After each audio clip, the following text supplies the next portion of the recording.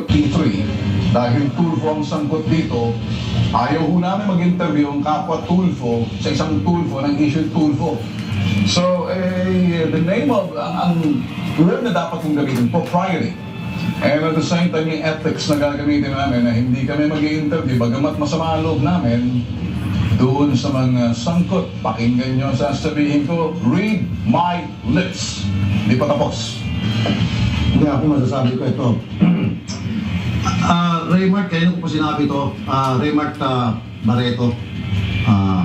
Kayo ko sinabi ito sa radyo sa Balitang Tapat. Swerte ka dahil marami kang kasama at nag-iisa yung kuya ko eh. Ganun pa man, I'm very proud my kuya, may tinamaan sa inyo. Kasi kung yung kuya ko lang, one-on-one kayong dalawa, baka yung puwit mo nasa bunganga mo na. Balik-balik ka dahil yung kuya ko eh, talagang alam naman na lahat, martial arts expert siya, Aikido. Sinerte lang kayo dahil ang dami nyo. Pero kung one-on-one, huwag lang sana tayo magpinabot sa mall. Idasal mo, ihod PI ka. Na huwag sana tayo magkita sa mall. Pagdasal mo yan, tumili ka ng kandila mula ngayon. Huwag na huwag mag-cruise yung landas natin. PI ka. Isa lang masasabi ko rin dyan kay Raymart Santiago at kay Claudine Barreto. Alam mo, na-tempohan nyo lang talaga. Nag-iisa yung kuya ko. Siguro kung nagkasabay kami sa aeroplano kahapon, nauna lang siya pareho kami galing Davao eh. Nauna lang yung utol ko eh. Hindi mangyayari yun, pare ko.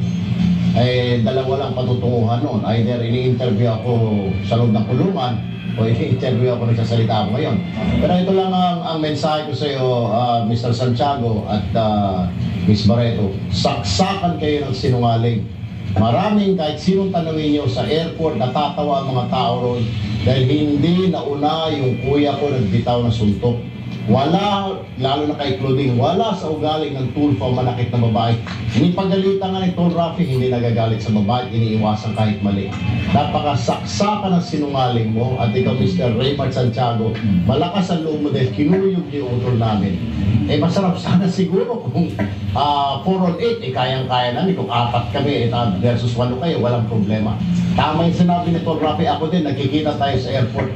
Ipagdasal mo lang muna at pinapayo ko sa iyo at sa asawa mo, huwag ka muna lumabas naman sa dahil pa nagpaabot tayo sa NAIA Terminal 1, Terminal 2, Terminal 3, tatamaan at tatamaan ka, wala akong pakialam, pati asawa mo tatamaan sa akin. Huwag ipagdasal mo na lamang kung tayo mag-cruise ng landas. Pero sa akin, isa lang gagawin ko.